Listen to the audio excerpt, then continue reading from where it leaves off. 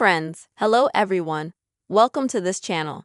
And in this video clip, I will tell you and show you how you can disable link history in Facebook application. Please friends, subscribe to our channel. Be sure to put your likes and also write your comments after watching this video. So first of all, we will need to open the Facebook app. Next, go to the menu section at the bottom. Now scroll down a little bit and click on Settings and Privacy. Here, select Link History. And you'll see all of your Facebook link history. And in order to clear that history, click on any links.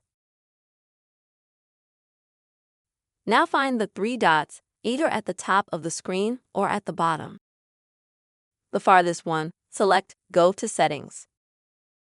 And here you will see Allow Link History. Disable this feature. Confirm your action. And in this way, you will disable the history of links on Facebook and at the same time clear the history that you already had.